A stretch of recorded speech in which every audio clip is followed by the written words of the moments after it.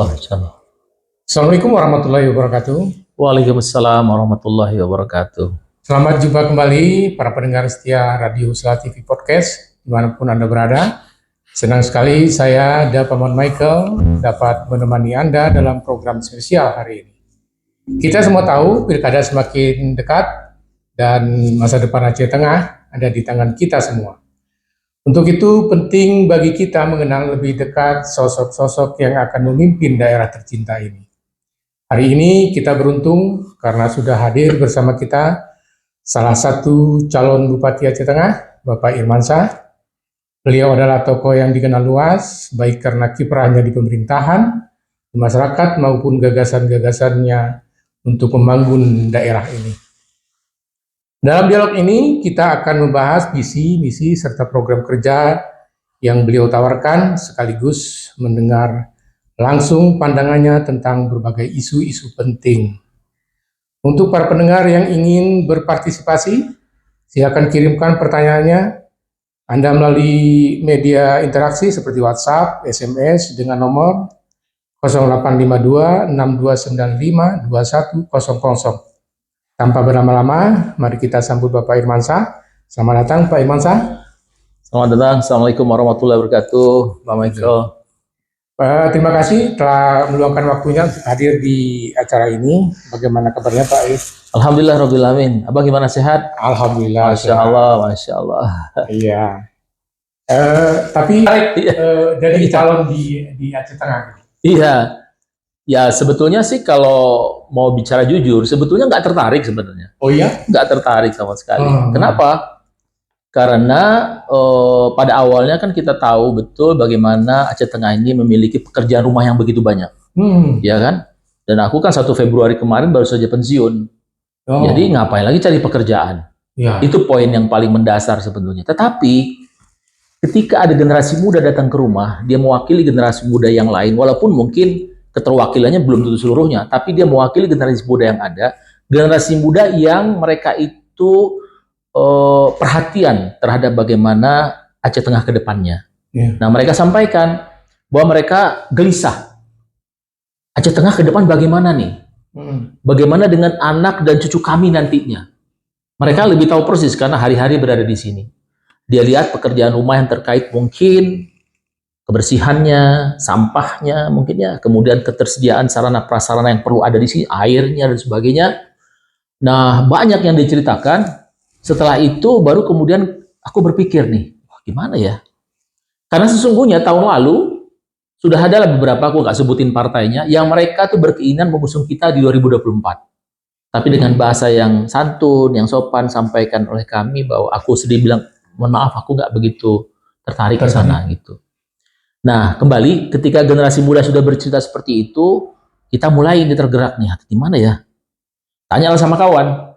Nah, kawan bilang begini, Bang Irman, kalau kita punya ilmu, punya pengetahuan, punya pengalaman, punya jejaring kerja, baik nasional maupun internasional, lalu panggilan untuk kita membangun daerah sendiri, kampung sendiri, tidak kita respon, tidak kita bilang iya, katakan seperti itu, maka berdosa. Ah, itu sebenarnya poinnya. Terus terang aja, ketika dibilang berdosa, menjadi sesuatu kekhawatiran gitu. Kenapa? Di depan mata kita tahu bahwa insya Allah kita memiliki kapasitas buat itu, lalu kita tolak. Karena alasan-alasan yang tadi itu kan, pekerjaan rumah yang banyak lah dan sebagainya. Akhirnya tentu kita mohon pada Allah Subhanahu Wa Taala, kita bicara juga sama keluarga, kita respon lah, salaman kita sama perwakilan generasi muda itu, Bismillah, aku mau kembali ke Tanah Tembuni. Kita berjuang bersama-sama. Tapi yang membuat aku tertarik untuk kembali ke Aceh Tengah, berjuang bersama-sama itu hanya satu, yaitu ibadah. Lain tidak ada. Karena kalau berbicara yang lain, nggak ada yang tertarik. Nggak menarik, kenapa? Aku pernah jadi bupati di Pulau Seribu. Pernah wakil wali kota di Jakarta Selatan, gitu ya. Pernah juga kepala dinas sosial dan seterusnya jabatan yang lainnya. Mau cari apa di sini? Pernah bupati di wilayahnya tidak pernah ada permasalahan keuangan. Sementara bupati di sini punya defisit anggaran, punya keterbatasan anggarannya, ya kan? Lalu apa yang mau kita cari? Tapi ketika kita berbicara tentang ibadah, nggak ada cerita. Karena ibadah maka apa semangatnya?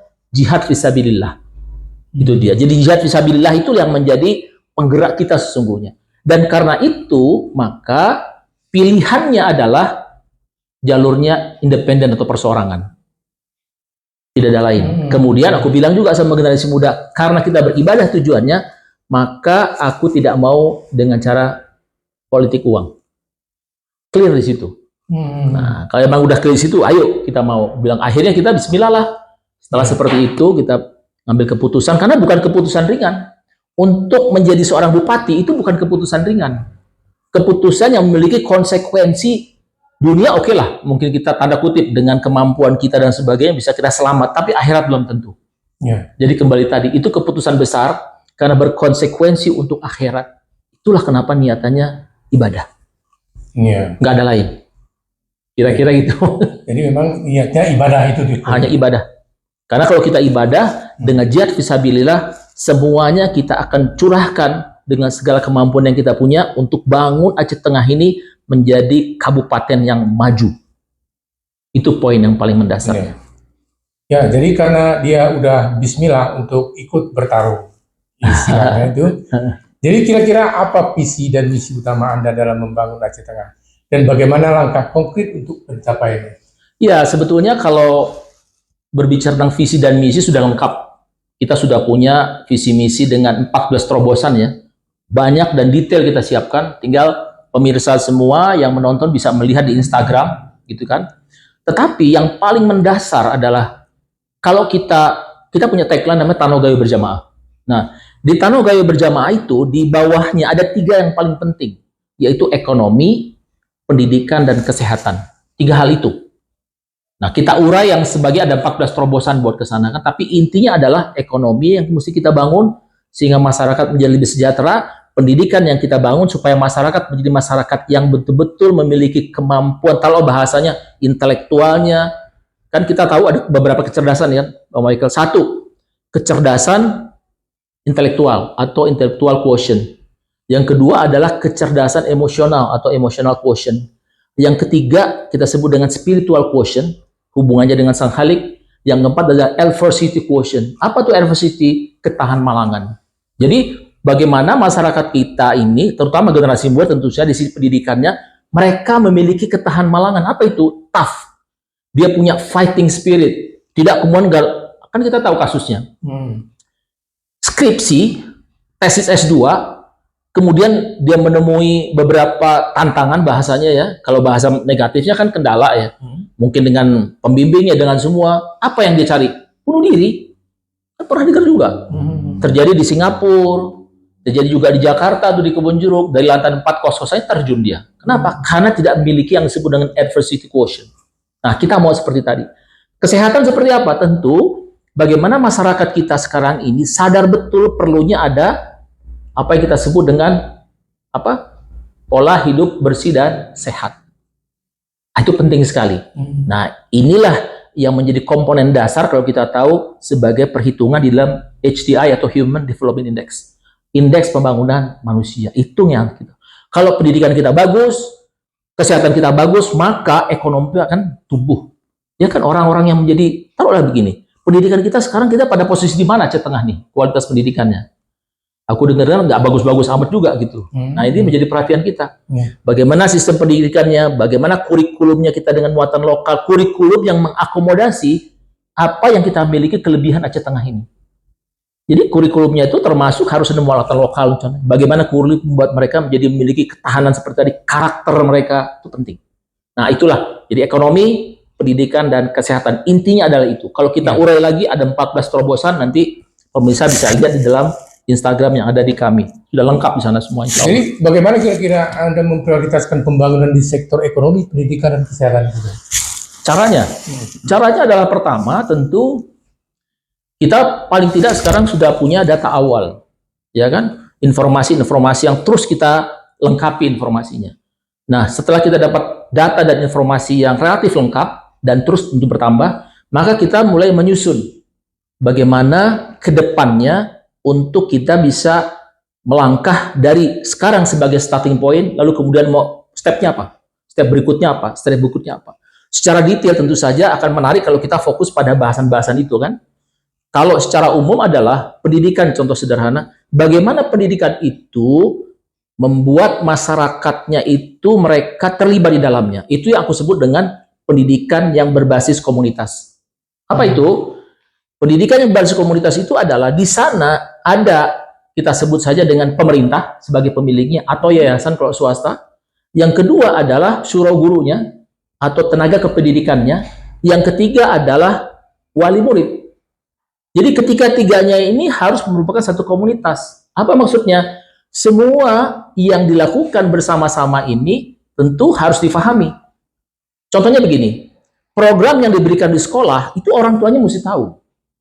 Bahkan kalau perlu, seperti sekolah anak kami di Jakarta itu di sekolah alam, jadi setiap semester itu harus ada komunikasi tentang kurikulum yang mau diberikan kepada tadi orang tua dan juga kepada yayasan yang disiapkan oleh surau guru atau tenaga kependidikannya.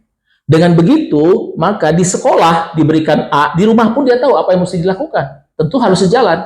Jangan orang tua, udah masuk di sekolah yang bagus nih, SMA 1. Siapa yang nggak tahu, maunya, cukuplah, dia tenang-tenang aja. Nggak bisa. Harus bersama-sama. Dan bila perlu, secara berkala, orang tua menjadi bagian yang harus diwawancarai juga. Bagaimana anak-anak kalau di rumah, gitu kan? Yang paling ekstrim adalah, mohon maaf, yang paling ekstrim adalah di sekolah, diajarkan betul semuanya, dimonitor dan sebagainya anak-anak supaya sholat dia paling tidak sholat zuhur dan sholat asar paling tidak. Mohon maaf, di rumah orang tuanya nggak sholat, bagaimana bisa sejalan? Nah itu kira-kira gambarannya. Itu kalau kita ada bahasan-bahasan khusus sini yang tentang pendidikan, panjang lagi kita bahas itu. Panjang lagi. Karena itu rinciannya banyak tuh, kita berbicara macam-macam intinya. Insya Allah. Tapi kira-kira itu poin-poin aja. Poinnya itu ya.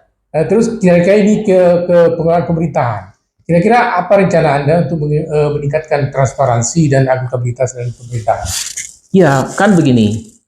Berbicara soal pemerintahan, ada yang kita sebut, kita sering dengar yang namanya good governance. Good governance. Good governance itu ada 3 pilar dia. Kenapa sebut 3 pilar? Supaya bisa dia berdiri. Karena kalau kita umpamakan kursi itu minimal supaya kursi bisa diduduki berapa kakinya? 3 minimal kan? Kalau 2 nggak bisa, sirkus. Kalau 4 boleh, minimal 3. Apa 3? Supaya kita bisa menghadirkan good governance, kita memerlukan 1 pemerintahnya. Atau disebut dengan government-nya. Government artinya pemerintahan yang baik. Detail baiknya panjang ceritanya. Yang kedua adalah siapa? Community, masyarakatnya. Jadi pemerintahnya baik, masyarakatnya baik. Yang ketiga apa? Yang ketiga disebut dengan private sector atau sektor swasta. Juga harus baik. Banyak kasus yang terjadi karena apa? Swastanya itu, mohon maaf bahasa, dia nyogok kepada pemerintah. Pemerintah udah baik, tapi swastanya nyogok. Nggak jalan ya. Swasta sudah baik, pemerintahnya sudah baik, masyarakatnya nggak peduli, nggak baik juga. Jadi satu kesatuan. Makanya kita sebut dengan tadi namanya good governance. 3 pilarnya apa? 1 government, kemudian community dan society atau masyarakat. Jadi pertama government, yang kedua adalah society atau masyarakat, yang ketiga adalah private sector atau sektor swasta. Itu dia. Terus ada satu lagi, Pak Ir, saya udah buat sebelum kita tadi saya buat beberapa list pertanyaan gitu. Oke. Jadi saya ngacu ke pertanyaan yang sudah saya buat aja. Walaupun mungkin sudah terjawab sebelumnya. Nggak apa-apa. Jadi saya ngacu kepada ini aja. Nggak apa-apa, nggak ada masalah, insya Allah. Terus bagaimana Anda akan memastikan bahwa pelayanan publik di Aceh Tengah itu merata hingga ke daerah terpencil? Ya, itu tantangan di kita di Aceh Tengah. Karena apa? Karena kita berjarak. Ya kan? Jadi antara pusat kota Takengon ini dengan wilayah terluarnya itu jaraknya mungkin hitungan bisa 1 sampai 2 jam. 2 jam, mungkin 2 jam lebih. Nah, bagaimana layanan sampai ke sana kan? Pertanyaannya. Nah, yang pertama adalah kita harus membangun dulu komitmen kerja. Jadi harus ada di sana etos kerja yang baik di antara semua pelayan masyarakat. Kan tugas pemerintah itu adalah melayani masyarakat. Ya kan? Nah, ketika ini sudah kita bangun kesadarannya, maka kemudian kita membangun juga sistemnya. Nah, salah satu sistem yang bisa kita implementasikan tentu membutuhkan juga sarana prasarana. Contoh sederhana adalah untuk kita bisa memonitor di daerah yang relatif agak jauh dari pusat kota Takengon ini, kita memerlukan, taruhlah, jaringan internet. Ya kan? Harus ada telepon, gitu kan? Kenapa? Itu mempermudah. Sehingga orang nggak perlu harus berlari jauh-jauh ke kota. Dengan ada internet, mereka bisa melaporkan kepada kita apapun peristiwanya. Nah, kita tinggal membuat satu aplikasi. Aplikasi yang relatif tidak begitu rumit, dan di Jakarta sudah diterapkan aplikasi itu. Apapun yang menjadi permasalahan yang terjauh sekalipun, dengan ada internet, mereka bisa menyampaikan melalui aplikasi itu. Jadi, peristiwa yang terjadi di sana, entah itu mungkin longsor, mungkin juga karena pohon tumbang, nggak ada sinso untuk motongnya, gitu kan. Kemudian boleh jadi ada yang sakit. Maka dengan seperti itu, bupati, wakil bupati akan tahu langsung. Maka bupati bisa memastikan bahwa, coba itu camat, reje, ini laporan udah ditangani atau belum? Dia bilang, oh belum Pak, kami cek dong, itu kan ada aplikasi. Coba dilihat di sana, itu ada masyarakat kita membutuhkan bantuan segera. Nah, bupati bisa langsung perintahkan kepada mereka. Ternyata camatnya mungkin tidak di lokasi, atau rejenya tidak di lokasi. Maka karena kita kan di aplikasi itu bisa perintahkan siapapun. Oke, siapa di sana ada reje yang terdekat dengan lokasi? Tolong bantu ke sana. Jadi, walaupun bisa dibagi masing-masing wilayah, jadi taruhlah sekarang ada 14 kecamatan, masing-masing udah mereka punya kewenangan masing-masing di daerah masing-masing kan, batas. Tetapi dalam konteks pelayanan publik oleh masyarakat itu nggak bisa begitu. Perintah dari bupati bisa langsung tolong reje terdekat walaupun bukan wilayahnya bantu, karena reje itu nggak ada di tempatnya. Stafnya mungkin sebagian nggak ada, kita nggak tahu sebab apapun boleh terjadi kan. Tolong bantu ke sana. Perintah. Kenapa? Di dalam uraian tugas masing-masing jabatan di publik itu di bagian bawah ada tuh apa, melaksanakan tugas lain yang diberikan oleh pimpinan. Nah, itulah tugas lain boleh. Tinggal kita monitor. Nggak bisa. Kenapa? Karena kita mesti sama-sama. Kita mesti bersatu. Jangan menganggap ketika begini, itu kan urusan rejo yang lain. Ini kan urusan kecamatan lain. Nggak boleh. Nggak bisa. Kita harus sama-sama. Membangun Aceh Tengah itu semua harus dibangun secara bersama-sama. Bukan karena itu urusan sana, urusan nggak bisa. Karena itu menjadi penilaian nanti. Kalau itu dilakukan, maka kita punya penilaian kinerja terhadap camat, reje, dan mungkin juga unsur yang ada di bawah bupati langsung. Sekretariatnya, bagian, dinas, semua itu menjadi bagian daripada evaluasi kita. Nggak boleh macam-macam. Karena komitmen seperti itu dong. Kalau enggak, ya bagaimana kita bisa tahu? Bagaimana kita selain masyarakat yang berada terjauh sana? Kasihan mereka. Jadi, kehadiran bupati itu diartikan dua. Satu, kehadiran secara fisik. Satu lagi, kehadiran secara non-fisik. Non-fisik artinya dia hadir mengetahui permasalahannya, lalu dia bisa mengambil satu kebijakan untuk segera diselesaikan. Gitu kira-kira. Memang betul harus berjamaah dia semua. Makanya Tanogaya berjamaah. Semua. Tanogaya berjamaah itu maknanya apa, Bang Michael? Maknanya ada dua. Satu, maknanya adalah kelembagaan. Kita membangun Aceh Tengah ini nggak bisa cuma Aceh Tengah. Harus bersama-sama dengan Bener Meriah, dengan Gayo Luas, dengan Aceh Tenggara. Kita bangun sama-sama. Jangan sendiri. Contoh sederhana begini, layanan masyarakat ya, contoh sederhana. Pertanyaannya gini, Pak Michael. Kalau di wilayah kita, taruhlah, nih situasi wilayahnya mungkin nggak seperti itu. Di wilayah kita ini, yang berbatasan dengan Bener Meriah, kita dekat situ ada pos pemadam kebakaran. Kan? Ini perbatasan, ini pos pemadam kebakaran punyanya Aceh Tengah. Lalu, pos pemadam kebakaran yang si Bener Meriah letaknya jauh. Mungkin di Lampahan, gitu kan.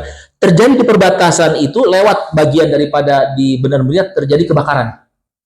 Pertanyaannya, bolehkah dari Aceh Tengah itu membantu memadamkan api yang relatif nggak jauh tapi bukan di wilayahnya yang ada di Bener Meriah? Boleh nggak? Ada dua hal. Satu, dari sisi kemanusiaan kita mesti bantu. Ya. Tapi dari sisi administrasi pemerintahan harus kita amankan. Bagaimana mengamankannya? Buat kerjasama. Kalau tidak ada kerjasama, maka Aceh Tengah tidak punya dasar untuk membantu yang lain. Tak boleh. Karena kita menganggarkan bukan menganggarkan untuk daerah yang lain. Ya, nanti itu menjadi satu permasalahan sendiri dari sisi kan keuangannya. Kan ke sana pasti dia perlu bensin buat pemadamnya, tenaganya. Dari sisi administrasinya itu nggak bisa sebenarnya. Nggak bisa. Iya. Makanya harus betul-betul dibuatkan kerjasamanya. Kerjasamanya. Contohnya apa? kerjasama terkait dengan penanggulangan bencana. Didefinisikan apa aja? Kebakaran dan sebagainya. Nah, dengan seperti itu, maka insya Allah tidak menjadi masalah dia. Iya, iya. Boleh dibantu. Kenapa? Dasar kemanusiaan amankan melalui kerjasama pemerintahan antara dua kabupaten. Nah, kita bangun itu. Jadi tadi, kenapa? Kewilayahan kita pun potensinya itu nggak bisa dipisahkan. Kupi di kita, sana ada kupi juga di Benar Meriah. Gimana misahinnya? Kalau kita bersama-sama dengan tadi, kita bisa buat kerja. Sehingga apa? Kupi kita bisa bersama-sama memenuhi kebutuhan apa yang dibutuhkan. Mungkin dunia butuhnya. Sama-sama kita, sama-sama. Jadi kuat. Nah, itu. Yang kedua, Tanoh Gayo berjamaah itu bermakna pada individu. Individu yang mereka punya konsep. Jadi Tanoh Gayo itu bukan berarti hanya orang Gayo. Tanoh Gayo itu bermakna adalah satu tempat. Tanoh Gayo yang tadi Aceh Tengah, Benar Meriah, Gayo Luas, dan Aceh Tenggara. Karena induknya dulu di sini. Artinya siapapun yang memiliki keterikatan secara emosional dengan Tanoh Gayo tadi, kita libatkan dalam pembangunan Tanoh Gayo ini. Mungkin ada orang kita yang tinggal di Amerika, pernah tinggal di sini dulu. Mungkin ada yang di Jakarta, ada di Sydney, ada di Arab Saudi, dimanapun. Mari kita sama-sama bangun Tanoh Gayo. Nah, ada beberapa yang pernah aku sampaikan juga terkait dengan bagaimana kita menyelesaikan beberapa tantangan atau permasalahan yang terjadi di lapangan dengan secara bersama-sama tadi. Itu ada beberapa, mungkin kalau aku sampaikan juga bisa, tapi mungkin itu terlalu agak lebih detail. Iya, iya. Kemudian apa strategi Anda untuk meningkatkan pendapatan daerah dan menciptakan lapangan kerja bagi masyarakat, khususnya generasi muda? Nah, ini kan karena generasi muda tadi yang udah manggil. Iya, betul. Ya, jadi pertama terkait pendapatan daerah, gitu ya. Tentu pendapatan daerah ini kan berhubungan dia dengan bagaimana kita membuat satu perencanaan daerah. Kan kita membuat pendapatan daerah ini satu hal yang disebut orang sebagai asumsi. Karena pendapatan daerah itu asumsi. Nanti, duitnya itu baru nanti. Di sisi lain, kita buat perencanaan. Nah, kalau boleh aku sedikit uraikan agak lebih detail, begini. Kita di dalam buat satu perencanaan di pemerintahan, ya, itu untuk apa? Untuk menjawab atau mengakomodasi tiga hal. Bahasa di dalam teorinya, why government spend? Buat apa sih pemerintah itu mengeluarkan uang yang berasal dari PAD lah, ada transfer dana dari pusat namanya, dari sumber-sumber lain yang sah dan sebagainya itu kan. Why government spend? Satu, untuk menyelesaikan masalah menahun. Apa saja masalah menahunnya kita sepakati bersama dengan DPRK. Apa saja? Sederhananya mungkin, apakah air menjadi masalah menahun? Apakah sampah menjadi masalah menahun? Harus kita sepakati. Indikatornya adalah dari bupati ke bupati, dia tidak pernah selesai masalahnya. Atau terlalu kita hadapi sebagai satu tantangan. Itu berarti masalah menahun. Nah, untuk masalah menahun inilah harus dialokasikan anggaran yang prioritas, supaya jangan lagi muncul. Yang kedua, why government spend? Adalah untuk pencapaian visi dan misi dari pemerintah Kabupaten Aceh Tengah. Tentu kita harus rumuskan bersama visi misinya apa. Walaupun notabene bisa dibilang itu adalah menjadi visi misi atau janji kerjanya dari bupati dan wakil bupati ketika dia berkampanye atau menyampaikan visi misinya di DPRK. Itu yang kedua. Nah, bukan masalah dia. Contoh sederhana begini. Jakarta, dia salah satu visinya adalah ingin sejajar dengan kota-kota besar di negara maju. Masalah nggak? Nggak masalah. Karena itu satu impian, kan? Nah, kita apa nanti? Kita rumuskan sama-sama. Nah, dari situlah kemudian kita harus menganggarkan juga. Karena itu impian kita ke depan. Yang ketiga adalah untuk membiayai keberlangsungan organisasi. Apa itu? Tadi, gaji. Kemudian, tunjangan. Kemudian mungkin biaya buat pemeliharaan, kemudian untuk perawatan. Ada yang kita kenal dengan namanya tali. Apa tali? Telepon, air, listrik, internet. Dianggarkan semuanya. Itulah termasuk menjadi hal yang mesti dianggarkan. Kenapa? Karena kalau nggak ada ini, organisasi nggak bisa berjalan. Walaupun pada batas yang minimal, ya kan? Jadi jangan sampai terjadi nanti ada apakah itu ASN atau P3K yang kemudian dia tidak mendapatkan haknya. Nggak boleh. Makanya direncanakan di awal, ya kan? Nah, dalam merancang ini semua, sekali lagi, jangan berpikir soal biayanya. Karena kalau kita berpikir soal biayanya, maka yang terjadi adalah menyelesaikan persoalan ini, kemudian kita turunkan dia. Kan kita contoh begini, kalau kita bikin nanti untuk air, terus kemudian di situ kita siapkan ada saluran dan sebagainya, pipa. Ternyata kita sekarang ini nggak ada uang kurang, maka stop di situ dulu. Nanti baru sambung lagi. Sambung lagi ternyata uangnya nggak pernah ada, nggak jadi-jadi dia. Jadi kita buatkan mana yang prioritas, kemudian kita apa? Kita buatkan perencanaan idealnya, baru kemudian nanti kita berpikir sumber pendanaannya. Nah, pertanyaannya, dari mana sumber pendanaannya? Pertama, sumber pendanaannya sudah pasti dari dari APBK. APBK kan? APBK. Ternyata APBK kurang. Kita minta ke provinsi. Dari APBA yang di sini ya.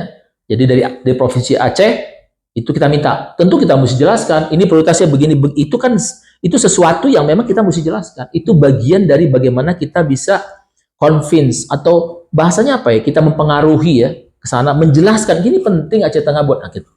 Itu perjuangan. Itu bupati mesti turun. Jangan bupati cuma menyerahkan kepada siapa nih? Bapeda berangkat sana. Jangan. Orang nomor satu mesti turun, jelaskan dulu. Baru tindak lanjut berikutnya Bapeda tuh.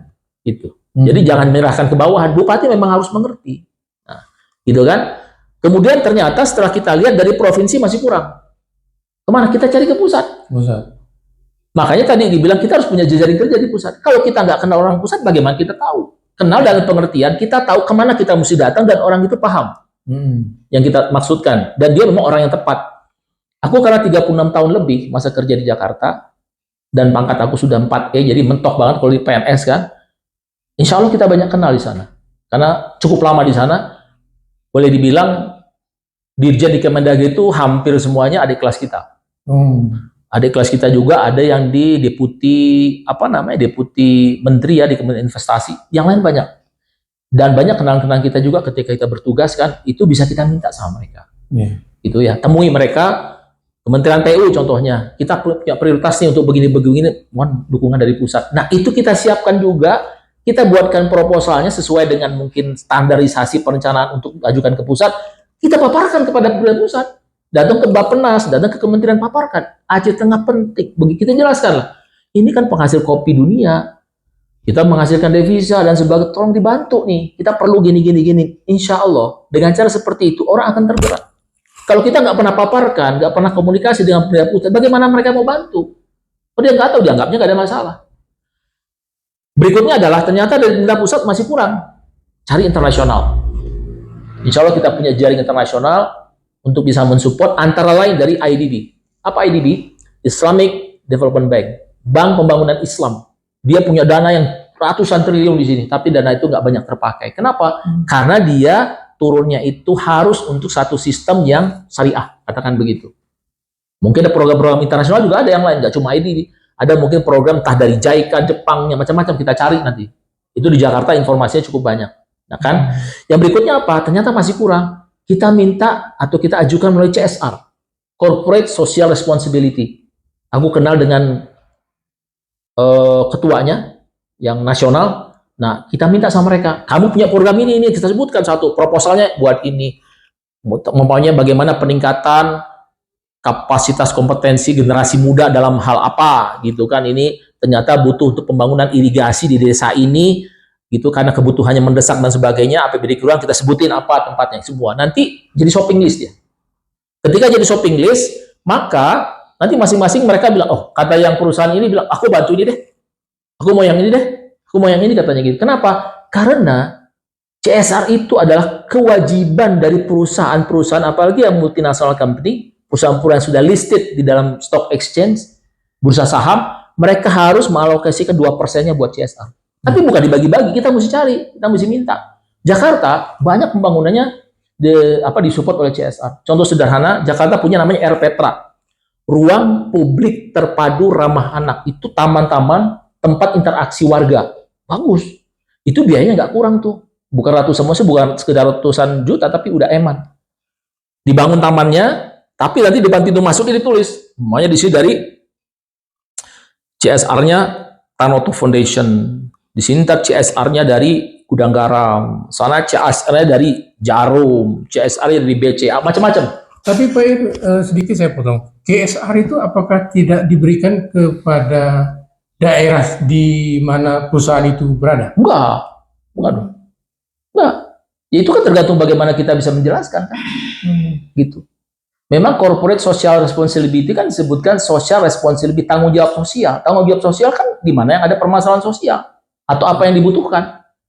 Nah, itulah pentingnya kita menjelaskan sama mereka. Contoh sederhana sekarang. Di sini mohon maaf bahasanya tingkat perokoknya cukup banyak. Iya kan? Nah, kita bisa mencari CSR Gudang Garam. Kita bisa CSR Jarum. Tidak bisa CSR Sampurna lah atau yang lain, kita cari informasinya. Bisa. Kenapa tidak? Tinggal bagaimana kita sama mereka itu menyampaikan. Bagi mereka yang paling penting adalah, pertama adalah itu memang membuat mereka itu bisa mempertanggungjawabkan dana 2% itu untuk digunakan buat apa. Gitu kan? Lalu tentu mereka juga bagian dari promosi mereka juga kan? Nah, pasti ada, makanya perlu ada logo mereka dan sebagainya, itu ada. Itu sesuatu yang insya Allah sangat bisa kita lakukan. Nah, berikutnya, ketika CSR tadi ternyata kurang, dari mana yang berikut? Yang terakhir itulah Tanoh Gayo Berjamaah. Secara individu. Dengan data kita punya tadi kan, ada di Tanoh Gayo Berjamaah tadi, ada orang suku Gayonya, ada suku Acehnya, ada suku Minang yang di sini, ada juga suku Batak mungkin, atau Jawa, yang mereka pernah punya keterikatan emosional dengan sini. Dimanapun mereka berada, kita hubungi mereka. Kita tanya. Kita bilang begini. Contoh sederhana beberapa kali pernah aku sampaikan juga. Gini, sederhananya adalah. Ternyata ada, kira-kira 5 bulan yang lalu, itu ada satu keluarga yang mereka mau menjual kebun kopi. Dengan harga 800 juta, luasnya 4 hektar. 2 hektar sudah belajar berbuah, 2 hektarnya lagi belum berbuah dia. Karena ditanamnya agak lebih lama. Nah, pertanyaannya adalah kira-kira siapa di antara kita, orang yang berada di sini, yang mau membeli tanah sekitar 800 juta itu? Mungkin agak jarang. Boleh jadi nanti itu dibeli oleh siapa? Orang-orang luar. Iya dong. Mereka punya kapasitas keuangan yang bagus loh. Dari Medan lah, dari mana-mana.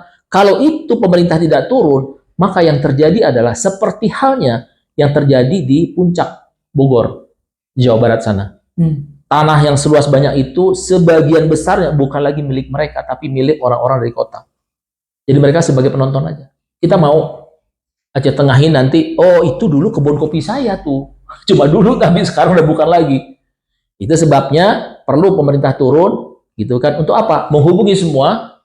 Lalu kemudian insya Allah dengan kita jelaskan dari pemerintah, walaupun bukan masuk APBK, jelaskan oleh pemerintah, kata yang berada di New York, kami bantu $5.000. Kata yang tinggal di Inggris, yang punya keterikatan dengan Gayo tadi, kami bantu 4.000 pound sterling. Yang ada di Australia pun pakai dolar, kami kirimkan $3.000. Kata yang di Saudi Arabia, kami bantu 10.000 real katanya. Yang dari Yordan, kami bantu umpamanya 2.000 dinar. Yang di Jakarta bilang dengan rupiah kami bantu 1 juta. Ini 550.000. Ada yang di Bandung, ada yang di Makassar, di mana kumpulkan, ternyata dapat 800 juta. Setelah terkumpul 800 juta itu, serahkan kepada yang penjual, tapi dengan catatan tadi kita sampaikan pada semuanya, maka tanah tadi setelah selesai dijual semua ya, itu langsung diwakafkan tanahnya. Ketika dia menjadi tanah wakaf, tidak bisa lagi diperjualbelikan. Tapi wakafnya menjadi wakaf produktif. Hasilnya buat apa? Hasilnya untuk kembali buat umat. Ya, untuk masyarakat, umat yang ada di sini, masyarakat di Tanoh Gayo ini semuanya. Itu yang pernah dilakukan oleh, katakan saja nenek moyang kita dari Aceh ini, dia membangun bangunan gedung di Makkah. Ya kan? Tak berapa ratus tahun yang lalu dia bangun. Dari situlah terus kemudian wakafnya tadi, hasilnya itu diberikan kepada siapapun yang memiliki KTP Aceh yang berangkat haji, dapat sekitar 5 jutaan. Nah, oleh karenanya nanti dengan seperti itu, maka tanah kita akan terlindungi terus. Nah, itu yang dalam program aku sebutkan namanya membeli kembali negeri bahasanya. Gitu. Kita bayangkan semakin banyak tanah wakaf produktif. Pak Ayat, ini kayaknya agak match sedikit nih program Pak Irmansyah dengan Kemenak. Dengan apa? Dengan Kemenak. Kemenak. Oh iya, kemarin baru kota wakaf ya. Iya, kota wakaf. Iya, tapi Kayaknya agak match sedikit. bukan agak, memang match. Memang match dia. Tapi duluan kita. Oh, duluan kita ya. Duluan kita. Tapi Kemenak itu, kalau nggak salah konteksnya adalah masyarakat, individu kah atau kelompok atau mungkin keluarga, mereka punya tanah diwakafkan. Kalau kita sumbernya bukan dari situ. Sumbernya dari mengamankan aset kita punya, baru kemudian kita wakafkan. Sehingga nanti banyak sekali tanah-tanah wakaf di sini itu yang menjaga tanah yang kita miliki. Ketika dia wakaf, maka kepentingan umat. Itu poinnya. Itu salah satu sumber juga kan. Nah, kemudian tadi kaitan dengan pendapatan asli daerah ya. Nah, caranya dengan tadi itu pasti akan mengurangi beban APBD kan. APBK-nya akan terkurangi. Pendapatan asli daerahnya dari mana? Mulai nanti dari situ kita tingkatkan, karena produktif kan. Kita tingkatkan nanti dari sektor pariwisatanya bisa. Kita juga bisa membentuk nanti BUMD dari Kabupaten Aceh Tengah ini. Dengan apa? Dengan beberapa sektor-sektor tadi.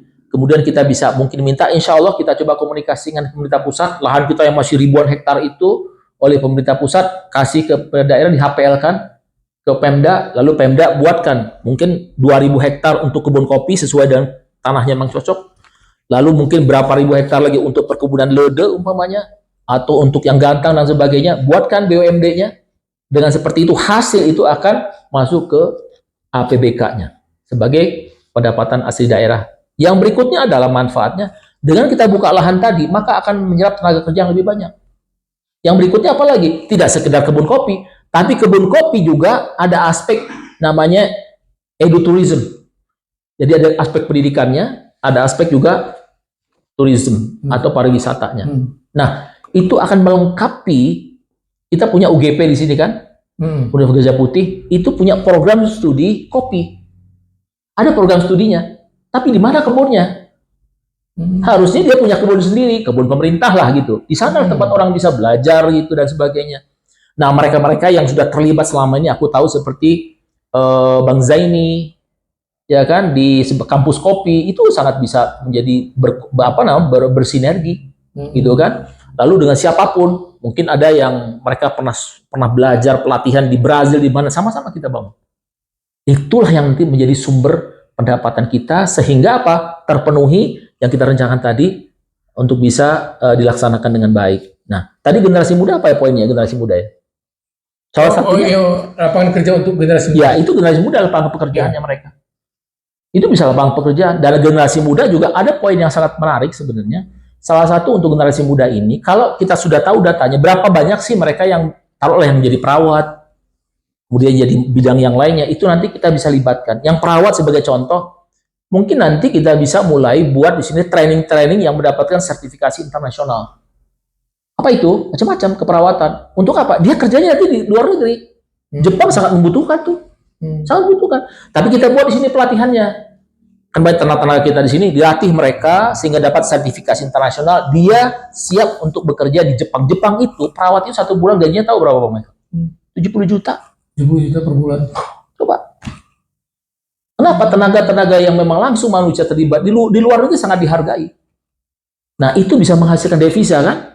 Jadi, untuk generasi muda itu, kita persiapkan mereka, jangan cuma berpikir untuk bekerja di sini. Satu hal di sini iya, tapi yang lainnya kita bekali dengan sertifikasi, mereka bisa bekerja di luar negeri.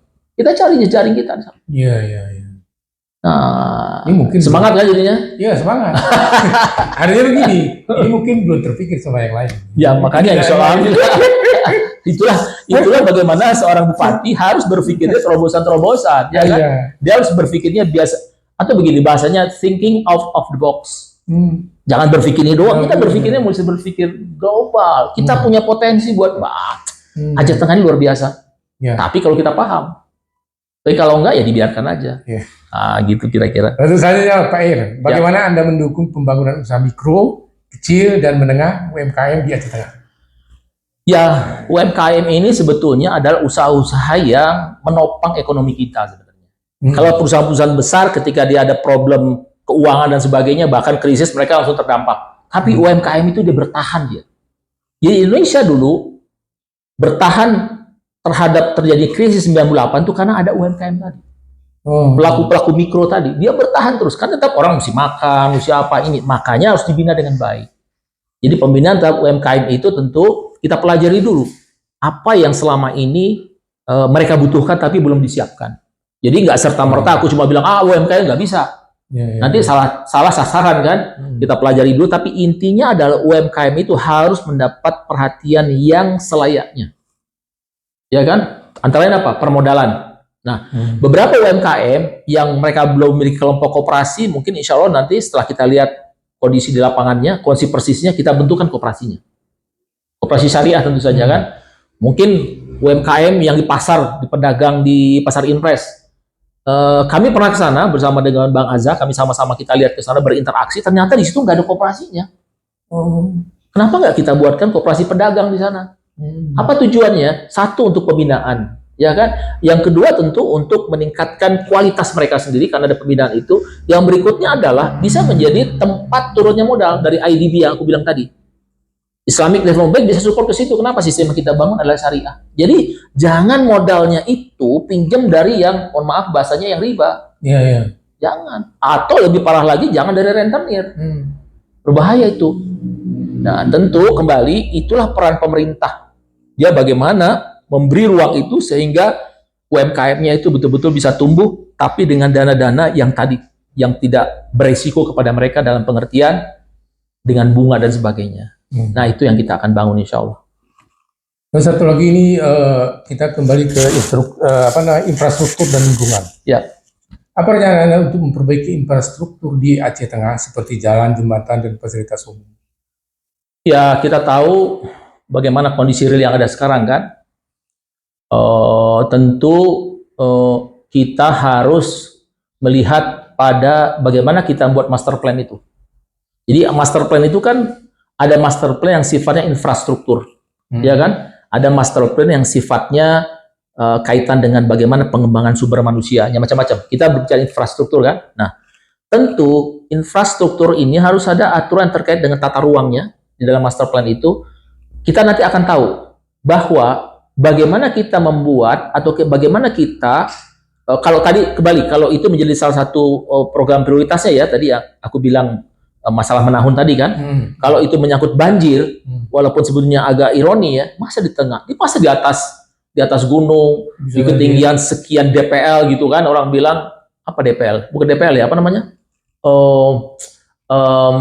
Maksudnya di atas permukaan laut kan, above sea level istilahnya kan. Nah, di atas permukaan laut DPL itu, kok bisa banjir? Itu berarti ada masalah tuh. Mungkin satu, airnya itu tidak mengalir ke bawah. Karena bagaimanapun air itu akan mengalir ke yang lebih rendah. Ya kan? Secara fisikanya kan seperti itu. Tetapi kalau dia tidak bisa sampai ke sana, berarti mungkin memang tidak ada drainasenya yang memadai, yang betul, instalasi drainase termasuk limbahnya. Yang berikutnya mungkin ada, tapi tersumbat dia. Kenapa tersumbat? Karena dengan sampah. Kenapa dengan sampah? Karena tidak diberi edukasi, orang buang sembarangan, macam-macam banyak. Itu keterkaitan satu dengan yang lain. Maka ketika kita buat infrastruktur, harus clear betul tujuannya buat apa. Dan jangan dibuat hanya infrastruktur, manfaatnya apa secara sosial. Harus terintegrasi dia. Itu sebabnya dalam perencanaan, aku pernah dulu buat, sebetulnya ini bahan untuk disertasi S3 di Jerman, tapi nggak jadi. Ke Jermannya nggak jadi. Satu dan lain hal lah. Aku sebut namanya Integrated Planning, Budgeting, and Controlling. Jadi kita harus buat, diintegrasikan antara tadi, planning, perencanaan, budgetingnya, penganggarannya gitu kan, and apa, controllingnya, bagaimana pengawasannya. Jadi jangan mengawasi sesuatu yang tidak dilaksanakan. Mohon maaf, kadang-kadang aparat pengawas begitu dicari-cari kesalahan kan, nggak boleh. Yang diawasi adalah memang yang dilaksanakan, jangan dengan yang lain-lain gitu. Nah ini kembali sosok bupati melakukan pengawasan melekat sebenarnya kan. Nah setelah kita buat seperti itu, maka kita buat prioritasnya nanti. Mana yang menjadi akses atau penyebab utama terjadinya genangan air. Nah itu bisa kita lihat penyebab utamanya dari mana. Baru itu diselesaikan. Tentu dengan tadi, kalau itu menjadi prioritas atau katakan masalah menahun, maka itu menjadi prioritas untuk dialokasikan anggarannya. Ya, jadi kita lihat nanti infrastruktur, bagaimana dengan jembatannya. Nanti menjadi bagian yang mau tidak mau aku sendiri, maksud dengan wakil, dengan Bang Azza itu kita akan sama-sama mengawasi terkait dengan bagaimana kalau membangun speknya betul nggak. Karena kalau speknya tidak benar, itu dosanya berat tuh. Gitu. Jadi speknya harus benar. Jadi jangan sampai speknya itu dikurangi. Nah itu yang jangan sampai terjadi. Itu kira-kira gambarannya. Terus satu lagi saya tanyakan bagaimana Anda akan menjaga keseimbangan antara pembangunan dan pelestarian lingkungan, terutama di wilayah di dataran tinggi Gayo. Apa Keseimbangan. tadi? Keseimbangan dengan lingkungan, pembangunan dengan keseimbangan lingkungan. Iya, ini juga tentu menjadi perhatian yang utama. Ya, jangan sampai nanti lingkungan itu dikesampingkan dia. Jadi dianggap lingkungan itu tidak perlu. Padahal kita tahu bahwa salah satu penyebabnya longsor itu karena tidak menjaga lingkungan. Karena kan di situ sudah ada pohon-pohon, akar-akarnya dan sebagainya, menjaga tanah itu air yang mengalir, tapi kemudian dilakukan dengan tidak bertanggung jawab, akhirnya menjadi penyebab longsor, gitu kan? Lalu kemudian lingkungan yang terkait dengan, karena lingkungan ini macam-macam. Ada lingkungan memang terkait dengan hutannya, ada lingkungan yang terkait dengan air, jangan sampai dia terkontaminasi dengan zat-zat berat dan sebagainya yang berbahaya kan. Ada lingkungan yang terkait dengan suara, boleh jadi. Maka sering kita dengar juga, ini polusi udara nih, maksudnya polusi suara gitu ya. Kalau polusi udara mungkin nggak terlalu, mungkin jauh sekali, kan segar sekali udara kita kan. Ada polusi suara. Aku dengar, motor dan sebagainya, itu jangan, itu polusi suara. Itu pun tidak baik untuk gendang telinga, apalagi kalau anak-anak masih kecil, di situ ada rumah sakit, dia pakai motor, nggak, pokoknya biar kelihatannya keren gitu kan, itu nggak boleh. Harus tentu bekerja sama dengan kepolisian, dengan yang lain, gitu ya. Jadi lingkungan menjadi perhatian utama. Ketika tidak kita jaga lingkungan, maka tunggulah nanti saatnya Allah akan berikan azab tanda kubur, nauzubillah min zalik. Tapi bisa jadi. Karena lingkungan itu adalah sesuatu yang sudah Allah menetapkan, mengkaruniai bagian daripada ini. Karunia kepada Aceh Tengah. Dijaga. Jangan tebang sembarangan contohnya gitu kan. Jangan air kemudian taruh limbah dimasukkan sampai ke Danau Tawa, airnya kan berbahaya. Nah, itu menjadi bagian yang harus menjadi perhatian. Jadi, semua sebetulnya cukup banyak gitu kan. Tapi kita akan lihat mana yang memberikan dampak yang paling besar. Taruhlah yang dampak paling besar manfaatnya bagi masyarakat itu mana. Kita itu menjadi prioritasnya. Baru yang lainnya nanti kita. Kenapa? Karena kita kan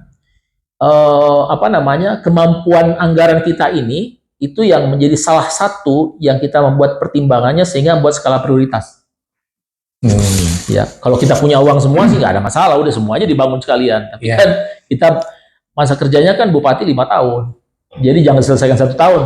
Kemampuannya juga belum pasti. Ini ada 2 pertanyaan untuk isu khusus nih, Pak. Iya.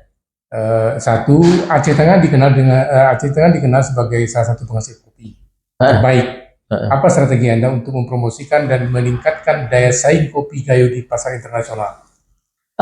Ya tentu kembali ke tadi, kita punya tagline-nya Tanah Gayo Berjamaah, ya kan? Nah, strategi yang pertama harus kita pelajari dulu apa saja yang membuat atau yang berkontribusi terhadap isu tadi, ya kan? Kan harusnya sudah internasional, dia sudah manfaatnya pun kepada para petani juga besar, dapat untungnya apa? Kita harus lihat dulu secara lengkap. Apakah memang karena di sini ada proses pengolahannya sehingga ada nilai tambahnya, ya kan? Apakah di sini memang terkait dengan kualitasnya karena mungkin bibitnya? Dan ternyata aku agak ini juga sebenarnya, agak apa ya namanya ya? Bahasanya itu prihatin. Ternyata kita nggak punya lab kopi di sini. Nggak ada laboratorium kopi. Jadi lab itu dibawanya ke Jember. Loh, kok jauh kali ke Jember? Memang kita nggak punya keuangan, kemampuannya. Aku pikir itu menjadi sesuatu yang dengan Tanah Gayo Berjamaah bisa kita sama-sama kita hadirkan lab itu di sini. Yang berikutnya kita juga bisa minta mungkin dari CSR yang ada, bukan lagi CSR. Artinya bukan CSR juga dalam hanya sekedar nasional, kita cari internasional. Kalau memang kita banyak kirimkan, taruhlah terlepas dari persoalan pro kontra, kopi kita ke Seattle di Amerika sana kan, ke Starbucks, kita bisa minta sama mereka, bantu loh, mas kita nggak punya labnya. Itu kan sesuatu yang bisa kita, bukan negosiasi, yang kita minta, memang udah minta aja sama mereka. Tapi kita mesti datang, kita jelaskan, kan supaya produk yang kami kirim pun akan jauh lebih kualitas sih, kita kontrol langsung kan, minta sama mereka, tolong bantulah, berapa Anda bisa bantu, berapa biayanya, sekitar 10 M, berapa, minta bantu sama mereka. Kalau enggak jangan sekali, berapa kali Anda bantu, kalau enggak Anda bantu biayanya, tapi nanti dengan lembaga mana kasih ke kami, nanti Anda cicil ke situ, terserah gimana caranya. Itu kan, nah itu penting. Nah, yang berikutnya apa? Jangan sampai ada satupun mereka yang ada dalam keterkaitan industri, kalau kita sebut lebih besar industri kopi, itu tertinggal atau tidak diikutkan. Gitu. Jadi apa namanya bahasanya tuh ya, no left behind apa-apalah gitu ya. Jangan semua diikutkan. Jadi langkah pertamanya, insya Allah nanti adalah kita akan adakan musyawarah besar kopi. Musyawarah besar kopi nanti kita adakan di satu tempat, dikumpulkan semua yang terkait dengan kopi. Ada yang mungkin akademiknya, ya kan? Mungkin ada doktor bidang kopi, punya kelompok sendiri. Ada yang berkaitan dengan transportasi kopi, kelompok sendiri. Ini mubasnya semua nih, semuanya hadir, tapi kita akan kelompokkan mereka. Concernnya kepada mungkin transportasi sendiri, concernnya terkait dengan penyediaan bibit dan pupuk sendiri, yang terkait mungkin dengan bagaimana pemeliharaan, perawatan, penyuluhan sendiri, gitu kan? Yang berikutnya terkait dengan pemasaran sendiri. Nanti kita lihat seberapa banyak. Nah, setelah itu masing-masing mereka kita satukan, kita integrasikan. Nah, dari situ kita nanti bisa tahu tuh. Kira-kira, wah kalau begini kita buat nanti bagaimana caranya supaya semua memiliki nilai tambah. Contoh sederhana gini. Sekarang ini selalu yang dikirim sejauh, kalau ada yang nggak pas mungkin ya minta maaf karena kan baru 6 bulan semua yang mesti kita lihat nih. Artinya begini, kopi yang kita kirim itu entah ke Medan atau ke apa, biasanya dalam bentuk apa ya? Green bean ya atau sih? Green bean kan? Green bean. Nah, kalau kita naikkan nilai tambahnya menjadi tidak lagi green bean, bahkan sudah jadi bubuk, kan lebih bagus. Kan nilai tambahnya lebih bagus. Atau paling tidak sudah roasting, akan lebih bagus. Nah, pemerintah harus menyediakan itu. Bagaimana pemerintah jadi pemerintah siapkan labnya, ada yang ngurusin soal lab kan, dia menyiapkan juga satu tempat di mana di situ ada proses semuanya. Jadi masyarakat, jadi taruhlah pemerintah dengan BUMD yang kita bentuk, nanti dia dapat jasanya aja pemerintah. Jadi mereka tinggal bawa mungkin entah apa bentuknya, entah yang masih perlu dijemur atau apa, kasih aja di situ tempat jemurnya silakan, tapi sewa. Ada retribusi buat memasukkan kan. Sekarang ini kan kalau hujan berarti mesti diangkat. Kenapa tidak kita siapkan seperti greenhouse gitu, tapi tentu yang lebih sederhana, yang kalau hujan nggak usah diangkat. Siapkan aja berapa banyak. Mereka tinggal berapa banyak di isinya tempat-tempat sewa aja. Ada angka yang di situ kan. Sebetulnya semua proses itu kan tergantung nanti berapa angka sih yang kita mau jadikan menjadi harga akhir kan. Nah, masyarakat datang ke situ semuanya, mereka proses dari ini dan sebagainya sampai dengan jadi bubuk, udah tinggal mereka jual, kan nilai tambahnya tinggi. Jadi kita, mohon maaf bahasanya, jangan lagi dari industri kopi atau kopi yang kita punya ini, yang justru banyak dapat untungnya adalah mereka-mereka yang ada di Medan. Atau di tempat lain. Kita nggak mau menyebutin ras ya, tapi kita tahulah maksudnya kemana.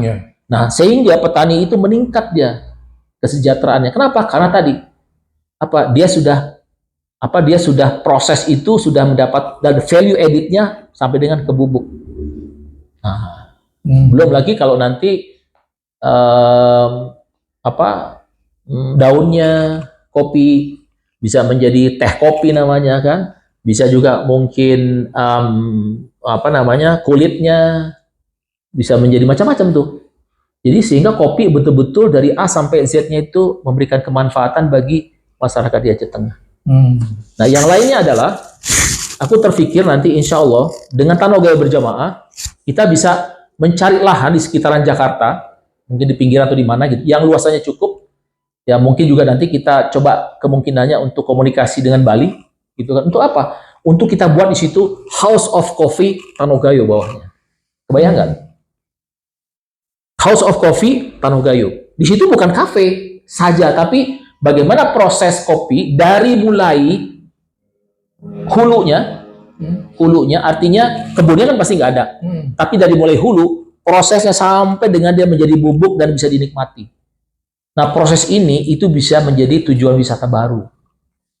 Itu satu, dapat manfaatnya apa? Edukasi di dalamnya, tourism ada di dalamnya, kemudian bisnis pun ada di dalamnya. Karena ada proses semua nanti silahkan nanti yang mereka mungkin akan bertransaksi, tempat itulah tempatnya. Mungkin luasannya bukan 1.000-2.000 meter persegi, mungkin lebih luas. Itulah aku dapat ide ini apa? Dapat idenya waktu itu awalnya adalah ketika aku datang silaturahmi ke Agro Coffee ya. Agro Coffee itu kalau nggak salah seberangnya Kodim. Dari situ langsung ke belakang ada mereka tempat roasting dan sebagainya. Oh terbayang tuh, oh kalau begitu menarik nih. dihubungkan dengan aku pernah beberapa tahun di Inggris, di Birmingham itu ada nama satu tempat namanya Bournville. Taruhlah seperti mungkin kampung ya, kampung Bournville lah istilahnya. Itu tempat penghasil atau produksi pabrik coklat namanya Cadbury. Pernah dengar Cadbury kan? Cadbury itu coklat. Nah, itu kalau kita masuk ke kampung itu, lewat aja di jalan itu bau coklat itu terasa tuh. Kita bayangkan nanti di sini, di Bali mungkin ya, satu, mungkin di Jakarta juga, begitu orang lewat cium bau kopinya. Oh, datang orang di situ, Bang. Itu duit tuh. Itu duit. Apalagi kalau kita buat di Bali. Oh, duit. Masyarakat internasional di situ. Ya kan? Kita buat nanti bagaimana caranya supaya mereka itu merasa memang betul, wah, ini satu kopi ini yang luar biasa nih. Tempat yang sangat luar biasa. Buat apa? Buat tadi sesuatu yang bisa menghasilkan manfaat yang sebesar-besarnya bagi masyarakat di Aceh Tengah. Dan tadi namanya itu cuma kopi gayo, nggak dicampur sama yang lain. Bukan dari kopi Toraja atau kopi dari Bali, enggak. Ini kopi gayo dia, House of Coffee, kopinya Tanoh Gayo bawah. Walaupun posisinya di Bali misalnya. Ya nggak apa-apa. Ya, di situlah kita harus eksis. Kita harus punya percaya diri yang besar untuk produk kita sendiri. Jangan kopinya kopi dari Gayo, tapi kemudian dikasih label yang lain, dicampur sama yang lain, dianggap jangan. Ini original kopi Gayo. Nah, dari situ apa manfaat lainnya? Dari situ kita bisa mendapatkan perhatian dari manapun untuk support pembangunan di sini. Ya dong. Kita menghasilkan devisa, memberikan kontribusi secara nasional dan macam-macam. Itu sesuatu yang bisa kita kasih argumentasinya. Luar biasa, Pak Ira. Satu lagi, Pak Ira. Ini mungkin agak penting ini. Karena banyak dari masyarakat kita, terutama pemilih ya sekarang ini ya, karena dalam pemilih. Oh, ini kaitan dengan pilkada nih. Ya, ini dalam rangka pilkada ini. Ada pertanyaannya begini. Kira-kira kalau siapapun dia menjadi calon yang menjadi bupati nantinya, kita mau nanya berapa bulan dia bisa targetkan menyelesaikan defisit di Aceh Tengah ini? Defisit anggaran? Ya. Ya, ini begini. Defisit anggaran itu kan nanti kita harus lakukan evaluasi. Ya. Defisit itu muncul karena apa? Gitu kan? Maaf Pak ya. Mereka itu cuma nanya targetnya berapa bulan bisa selesai. Kan kalau memang teknisnya nanti itu kan perlu kajian lagi ya kan? Iya. Itu karena apa segala macam gitu. Kan kalau kita sekarang datang ke tempat servis mobil, ya kan? Servis mobil, lalu kita bilang ini perlu diganti kanvas, udah sekitar berapa bulan lah ini begini sebagainya. Terus bilang, Bapak kira-kira Bapak kapan bisa selesai? Kata dia, saya belum periksa. Mobilnya itu kanvasnya seberapa tebal, ini belum kita tahu. Bagaimana kita berapkan waktu? Kalau itu kan sama dengan kita hanya bahasanya hanya bluffing bahasanya itu, membual aja, nggak bisa, harus realistis. Kita masuk nanti, kalau aku jadi bupati, insya Allah nih ya, mohon doanya juga kan, dukungan semuanya tentu saja. Kalau jadi bupati dan dilantik pada bulan Februari, itu kan sebetulnya anggaran sudah disiapkan sebelumnya. Iya kan? Di tahun itu sudah tahun yang berjalan, bukan tahun kita membuat perencanaan. Baru kita bisa buat perencanaan yang full untuk 2026. Kan sangat logik, gitu kan? Jadi kalau kita mau bilang kita mau selesaikan dalam waktu setahun, 2 tahun, nanti dulu. Ketika nggak terjadi 2 tahun, selesai dia. Kenapa? Karena dia hanya bluffing. Makanya mesti dijelaskan. Kalau ada yang mungkin, mohon maaf bahasanya, ada, aku pernah dengar juga, ada yang salah satu sahabat kita juga menyebab ada yang 2 tahun kita bisa selesaikan defisit anggaran. Caranya gimana? Harus real. Kalau aku jelaskan, untuk di tahun pertama tentu kita melihat apa yang menjadi penyebabnya. Nggak bisa kita bilang 3 bulan, Pak. Dari mana logikanya? Kan sama dengan cuma membual aja. Nggak bisa. Kita mesti realistis. Kita harus memprediksi bahwa kita memiliki kemampuan finansial. Tapi catatannya adalah, Pak Michael, apa catatannya? Tahun depan, kemungkinan, kita bicara realistis nih, kemungkinan anggaran yang didapatkan kita dari pusat itu akan berkurang. Ya, apa faktanya? Realitanya apa? Realitanya adalah bahwa kementerian kita sekarang, kabinet merah putih ini kabinet yang begitu besar kementerian, banyak sekali. Ya kan? Lebih dari hampir mendekati 50 kementeriannya. Lalu jumlah wakil menterinya pun ternyata ada yang mungkin lebih dari 2 kali ya. apa 2 paling banyak. Tapi artinya hampir semua punya wakil menteri. Oleh karenanya akan butuhkan anggaran yang sangat besar. Satu pemerintahan itu maka akan muncul nanti ada eselon 1 lagi dibutuhkan, ada eselon 2 lagi, ada eselon 3 lagi, ya kan? Satu kementerian dia punya nanti rumah dinas lagi di situ, mobil dinas lagi di situ, gaji yang bertambah. Realitanya kalau tidak, kita belum tahu realitanya. Kalau sama dengan yang tahun lalu, maka kemungkinan kita akan dapat transfer dari pusat itu lebih rendah. Kemungkinan ini kita bicara kemungkinan aja kan. Nah, terus kita masih berbicara soal defisit anggaran. Bagaimana? Potensial malah justru bertambah defisitnya. Karena transfer dari pusatnya sedikit. Ya. Kan PAD kita cuma berapa PAD kita? PAD mungkin cuma nggak tahu berapa puluh miliar kali, nggak sampai ratusan miliar PAD. Aku belum lihat juga nih, Aceh Tengah. Tapi dengan kondisi seperti tadi, pusat ini segera survive juga dia.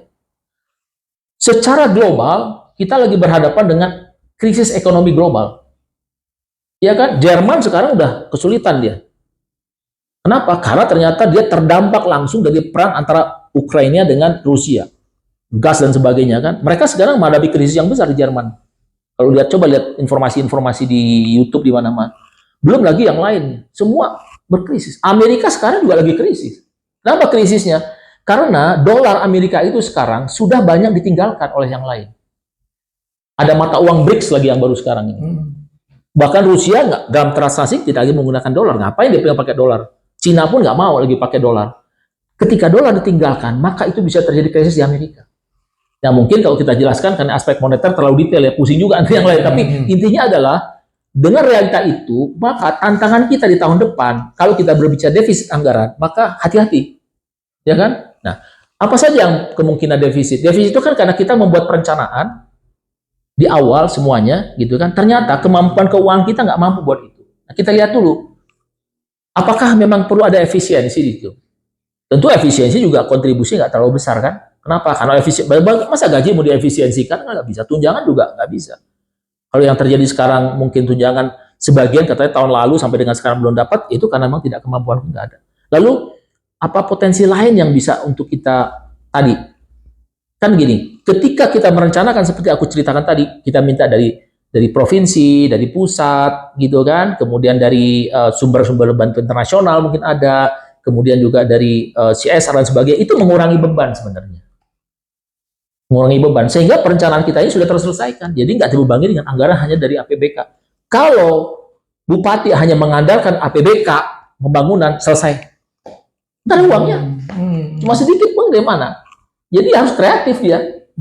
Ya terus terang aja, bukan apa-apa. Nanti semua para pemilih, tanyakan sama pasron yang didukungnya. Mohon maaf bahasanya. Tanyakan dari mana sumbernya. Kalau dia nggak tahu sumber uangnya, itu ya maafnya kayak tadi, itu bluffing aja. Membual aja, nggak bisa bilang bila begini. Coba kasih tahu caranya bagaimana defisit bisa dikurangi. Setahun kah, 2 tahun kah, dari mana aja, ceritakan. Aku juga pernah menjadi dosen di S2 Keuangan Daerah di Unpad. Mata pelajaran aku asuh itu namanya Analyzing Public Expenditure. Jadi bagaimana kita menganalisa pengeluaran pemerintah gitu ya. Ternyata tidak sederhana dipikirkan orang sebenarnya. Dia harus betul-betul memiliki kemampuan bagaimana dia memprioritaskan tadi, skala tadi. Pertanyaannya, apa lebih prioritas pendidikan dengan kesehatan?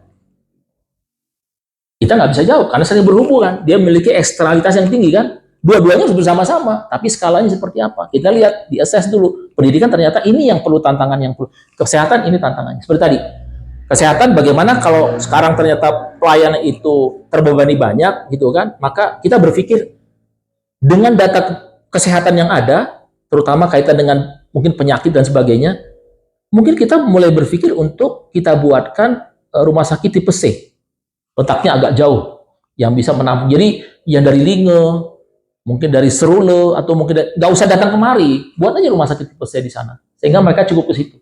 Umpamanya salah satunya. Sekarang tenaga perawatannya seperti apa? Tenaga kesehatan, oh ternyata terlalu banyak lulusan baru nggak ada. Oke, kita buatkan training, kasih sertifikat internasional, kita cari pekerjaan mereka, kirimkan banyak. Kita punya jalur buat itu. Mereka bisa bekerja di Jepang dengan gaji 70 juta 1 bulan. Karena Jepang banyak membutuhkan begitu. Untuk apa? Untuk yang terutama untuk elderly care ya. Jadi untuk mereka yang ngurusin anak orang-orang yang sudah relatif tua. Tua di sana bukan tua karena dia terus kemudian penyakitan, bukan itu. Tapi orang tua di sana perlu ada yang membantu mengurusnya aja. Karena misalnya kan 100 tahun aja masih sehat. Nah, tapi tenaga manusia itu dihargai luar biasa. Itu bisa membantu. Dia 70 juta satu bulan. Kebutuhan mereka harian berapa? Dia bisa kirim sama ama ininya di sini. Bantu buat pendidikan. Itu yang kita sebut dengan tanah gaya berjamaah. Kita catat semua. Yang ini sana, ini sana. Luar biasa. Semangat nih, Pak. Semangat ya, masih ada lagi. Semangat.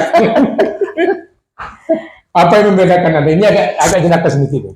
Apa yang membedakan Anda dari kandidat lain? Dan mengapa masyarakat Aceh Tengah harus memilih yang berjamaah? Ya, kalau aku mengatakan yang membedakan itu jangan diartikan sebagai pembeda karena ada mungkin ria atau apapun, bukan. Gitu.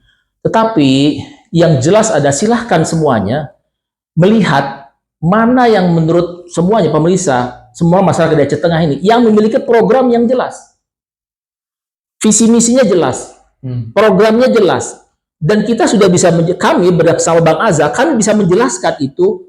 Apa penjelasannya? Apa programnya? Bagaimana caranya? Gitu kan? Ini programnya, bagaimana caranya? Dari mana uangnya? Ari Sisen nih kita bisa jelaskan tadi. Ya kan? Kalau Ari Sisen dia nggak tahu bagaimana? Nah, itu menjadi pertimbangan, silahkan. Kalau tidak punya itu, bahasanya ya mohon maaf, mungkin ya kita nggak berharap itu kan. Ini kan kampung kita juga, Tahun Tembuni kan. Tapi mungkin nggak akan banyak perubahan. Dibutuhkan kreativitas untuk menjadi seorang bupati di Aceh Tengah ini. Supaya apa? Supaya dia maju, supaya berkembang. Dia mesti melihat potensi yang ada, lalu kemudian dicari mana potensi di luar itu yang bisa dibawa ke sini. Nah, aku sudah ketemu dengan beberapa investor, umpamanya dari Malaysia, gitu kan. Dia kemungkinan nanti akan investasi di sini kaitan dengan lede dan sebagainya. Itu ada sendiri bahasannya bisa. Tapi intinya kita cari. Kalau kita hanya melihat di Aceh Tengah doang, apa yang kita dapat? Ya kan? Cuma berharap nanti dari pusat ada bantuan, dari Aceh karena ada Otsus dapat bantuan, berapa cuma nilainya? Sekarang pertanyaannya, lebih besar APBD kah uangnya atau uang ada di masyarakat? Lebih besar di masyarakat. Nah, oleh karenanya itu potensi yang besar. Salah satunya apa? Jangan sampai uang kita banyak keluar dari sini. Aku dapat informasi, hanya untuk ikan saja, ikan, kebutuhan ikan di kita, itu disuplainya kan sebagian besar dari luar. Dan uang buat ikan itu yang kita bayarkan dari orang-orang yang ada di Aceh Tengah ini, keluar dia, tak kemanapun itu, sampai 2 miliar per hari. Berarti ada 2 miliar per hari uang dari sini keluar. Kita bisa hitung, berarti berapa banyak uang beredar di sini nantinya. Semakin sedikit uang beredar, maka pertumbuhan kita akan lambat. Itu untuk ikan aja, Pak? Ya? Baru ikan, belum buah. Aku pergi ke pasar impres. Ternyata sebagian besar buah di situ dari luar sini, bukan dari mana-mana. Dari luar, bukan dari sini. Cuman mungkin ada, kata mereka, buah naga. Tapi rasa buah naga di sini nggak enak. Akhirnya buah naga dari luar juga. Uang kita keluar lagi. Jadi bagaimana kita membuatnya ketahanan ekonomi dengan cara apa? Hasil kita di sini, gitu kan? Hasil kita di sini itu menjadi hasil yang kemudian maksudnya hasil tadi ikan atau apapun itu diserap juga di sini, sehingga uang itu nggak keluar. Uang itu berputar di sini. Semakin uang berputar besar di sini, maka pertumbuhan akan sebaik, daya beli masyarakat akan semakin meninggi. Sekarang kondisi di pasar gimana? Barang meningkat harganya, tapi nggak ada yang beli juga. Ya gimana? Nah, itu harus menjadi perhatian. Dan sekali lagi, bupati harus paham tentang itu. Dia mesti turun melihat. Kalau nggak begitu, bagaimana kita berharap bisa maju? Nggak mengecilkan apapun, tidak. Ya silakan aja. Tapi kalau ditanya apa yang kami punya, yang mungkin menjadi taruhlah pembeda atau mungkin lebih dibandingkan yang lain, ini tidak berbagi sombong atau apapun. Tapi lihat saja, disitulah bedanya. Kenapa? Karena kami tujuannya buat ibadah. Jadi kami melihat potensi-potensi di mana dapatkan pahala dan ridho terhadap itu, selesai. Makanya tanyalah kepada yang lain, apa niat teman-teman itu semua? Kalau kami niatnya berdua jelas ibadah. Yang kami cari adalah bekal buat akhirat. Selesai di situ. Kami bukan mau cari-cari nama dan sebagainya, nggak perlu. Allah ridho, selesai. Nggak pakai nama pencitraan buat begini-begini, nggak perlu itu. Justru kalau kita buat seperti itu, khawatirnya apa? Sudahlah kita mungkin pekerjaan menyati tenaga, waktu dan sebagainya, nggak dapat pahala lagi, buat apa? Buat apa? Itulah. Jadi kalau semua yang mungkin melihat podcast ini, yang dengan semangatnya kan semangat banget tuh. Oke. Kenapa? Silakan sekalian Pak Ir untuk closing statement Pak Ir, nggak apa-apa. Karena memang kita lihat waktu juga. Ya. Oke. Oke, jadi yang jelas adalah kami berikhtiar sebaik mungkin untuk masyarakat di Tanogayo ini, di Tanah Tembuni. Ya, dan pilih kami. Kenapa? Karena kami punya program yang jelas. Karena kami punya satu program yang kami bisa jelaskan dari mulai hulunya sampai bagaimana eksekusinya di hilirnya. Ya. Dan kami punya program bagaimana meningkatkan ekonomi masyarakat, kesejahteraan masyarakat yang kami bisa jelaskan semua, nggak ada yang kami tutup-tutupi. Ya kan? Bagaimana masyarakat petani, mau itu kopi, mau lodeh, semua meningkat kesejahteraannya. Dan satu hal lagi yang paling penting apa? Kalau kita ingin membuat masyarakat sejahtera, kuncinya hanya dua. Satu, kurangi bebannya. Apa bebannya? Bayaran untuk anak-anak sekolah. Berapa setahun dia mesti bayar? Mungkin masuk pun udah mesti bayar, ya kan? Nah, kita cari sumbernya. Kami sudah punya sumber yang nanti insya Allah dengan upaya kita sama-sama, ini bukan berarti gratis.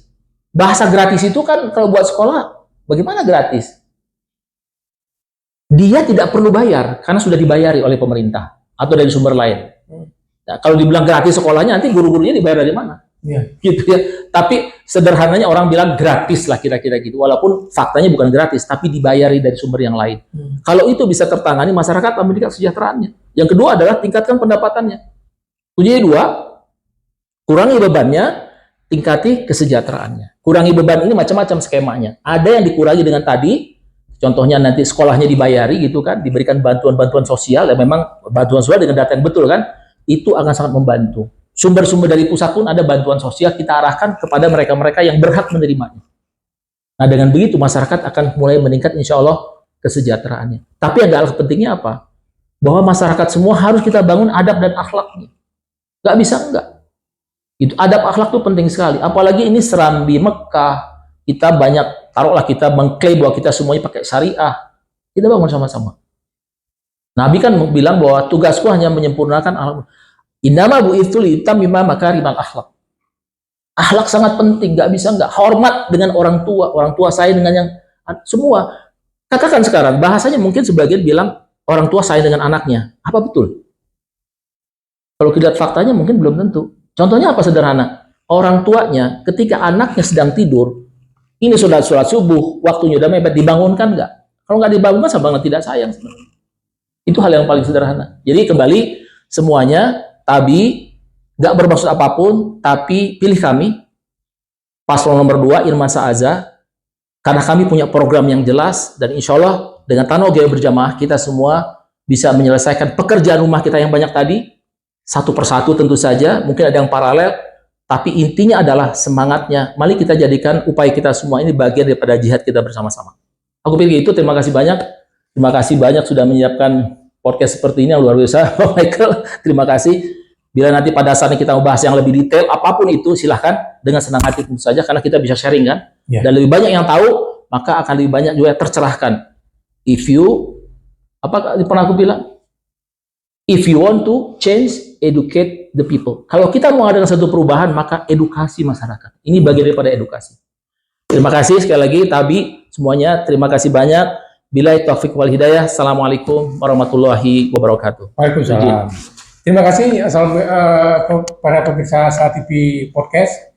Demikian tadi Anda yang bisa menyimpulkan siapa yang lebih layak untuk dipilih ke depan. Assalamualaikum warahmatullahi wabarakatuh. Waalaikumsalam warahmatullahi wabarakatuh.